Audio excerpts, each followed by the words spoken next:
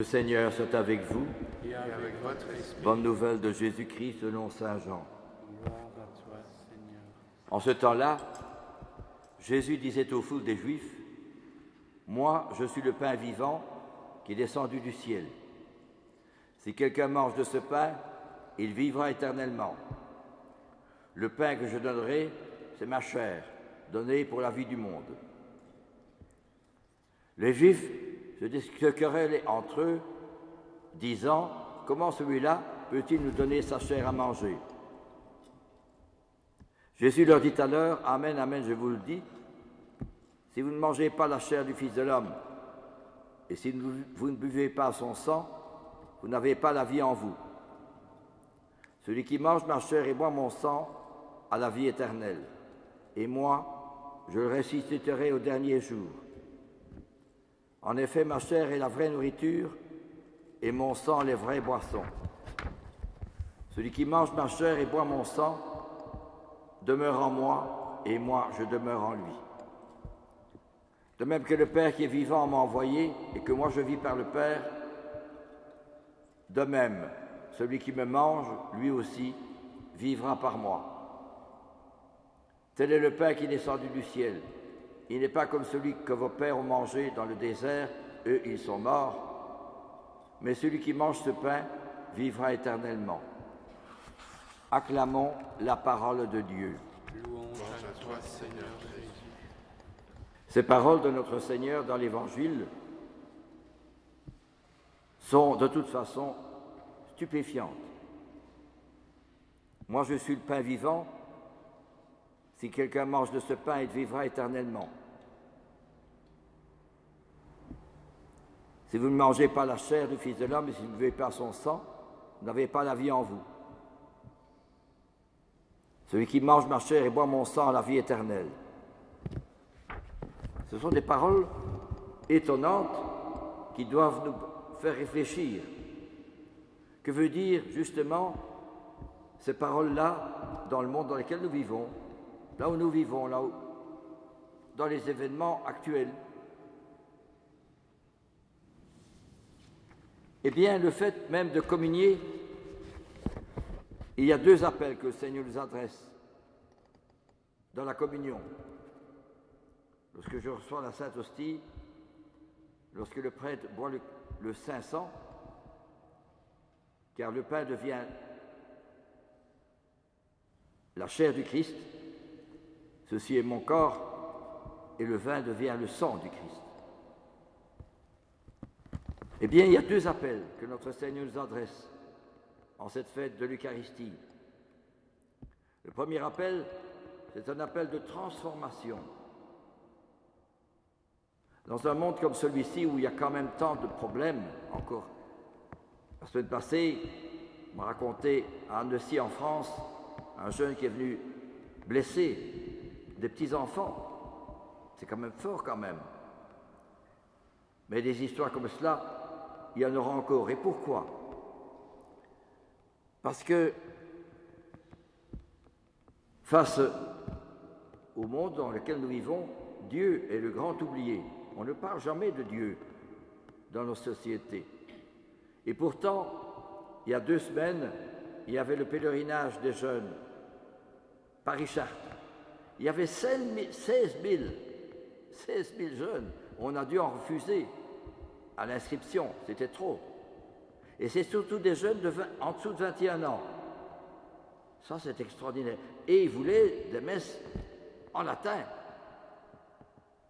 fidèles à la tradition. Ça, c'est formidable. Je ne fais que reprendre, de regarder, de constater. Il ne s'agit pas de prendre position pour l'un ou pour l'autre. Mais c'est formidable que des jeunes veulent revivre la foi de nos anciens. Parce qu'ils y trouvent là la vérité. Et pour ça que la messe et l'Eucharistie et recevoir la communion, c'est deux phénomènes qui se passent, deux réalités qui se passent. D'une part, la transformation. Jésus vient me changer, moi qui vous parle, hein, me changer. Ça veut dire mon orgueil, ma suffisance, mon indépendance, ma liberté, je fais ce que je veux, tout ça doit balayer par le Christ. C'est fort quand même, hein? Balayé par le Christ. Pourquoi? Parce que le Christ me donne alors l'humilité. L'humilité, apprendre à être petit. Le sens du devoir, de la fidélité, du respect, de la compréhension, de la gratuité, toutes ces valeurs, ben, on n'en parle plus aujourd'hui. Ce n'est pas intéressant, ça ne rapporte pas, il n'y a pas d'argent là-dedans. Mais notre Seigneur, à la communion, me dit, n'oublie pas ça. C'est important, je viens changer ton cœur, de moi qui vous parle. Hein. Heureusement qu'après la messe, je peux faire à la chapelle du foyer une demi-heure, et si je pouvais faire une heure, je le ferais bien volontiers, d'adoration du Saint-Sacrement, pour me laisser pénétrer, transformer par cette réalité merveilleuse de la présence de Jésus dans l'Eucharistie. Ça, c'est un point, me changer moi-même. Et deuxième appel que le Seigneur me demande, c'est l'Eucharistie, la Sainte Messe, et un rayonnement, une source de rayonnement. C'est-à-dire, Jésus me donne sa soif de sauver des âmes. J'entends la parole de Jésus sur la croix, j'ai soif. Il m'appelle, sauve des âmes. Tu n'entres pas au ciel tout seul. Hein. Si tu as sauvé d'autres, alors tu pourras être sauvé. On ne peut être sauvé que si on devient sauveur. Jésus me donne sa soif de sauver des âmes. Ça, c'est formidable. Et cela veut dire qu'il y a un rayonnement qui se passe dans la vie de l'abbé Pope, dont on fêtait là hier la fête, une belle vie de prêtre qui est mort à 33 ans parce qu'il souffrait du cœur, mais qui a eu un rayonnement extraordinaire, qui a enseigné aux enfants le catéchisme, l'amour du bon Dieu dans l'Eucharistie, et aux prêtres cette leçon cette œuvre de Filioli. Mes chers petits-enfants, il disait aux prêtres. Il était vraiment pris par l'Eucharistie, l'abbé Pope. Et il voulait imiter notre Seigneur, vivre pauvrement, et il allait trouver les pauvres, et il allait trouver les gens, ceux qui étaient dans la misère, dans la difficulté, c'était durant la guerre 14-18. Une générosité extraordinaire, mais on sentait qu'il était passionné par le Christ. Il n'avait pas besoin de faire des réunions, des discussions, des rapports, des papiers, il en faut, hein. Mais il n'avait pas besoin de tout ça. Il n'avait pas besoin qu'on change la messe, mais ceci, ça. Non! Il vivait sa sainte messe par la pauvreté, l'humilité, la charité, le dévouement. Et il y avait beaucoup de pauvres à l'époque, c'était la guerre. Comme il y a beaucoup de pauvres aujourd'hui, beaucoup de SDF, il faut savoir pourquoi. Ça ne veut pas dire qu'il faut vouloir dire ils ont raison, mais je n'ai pas le temps d'ici d'expliquer pourquoi.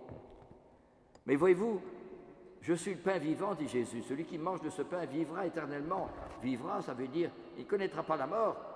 Bien sûr, il y a la mort physique, mais la vraie vie, c'est la vie de l'âme, la vie du bon Dieu dans mon cœur. Parce que j'ai soif d'imiter Jésus, de ressembler à Jésus, de faire comme lui. Voyez-vous, comme l'abbé Pope le faisait. Il donnait beaucoup de choses, hein, et vivait très pauvrement.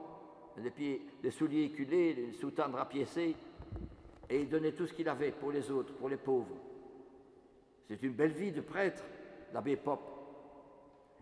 Et alors, voyez-vous, eh bien, il fait chaud ces jours-ci. Et on parle beaucoup de réchauffement climatique. Et on fait des réunions, des discussions, des papiers, des rapports. Et c'est très vrai, c'est juste, c'est important. Mais comment est-ce qu'on peut vraiment lutter contre le réchauffement climatique? Parce qu'il y a deux obstacles. Il y a la technologie, on a un smartphone, l'ordinateur, Internet, voitures de plus en plus performantes, électriques, les avions de plus en plus,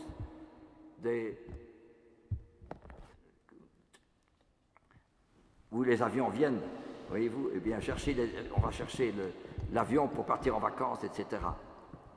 Eh bien, c'est très beau, c'est très bien, mais c'est un obstacle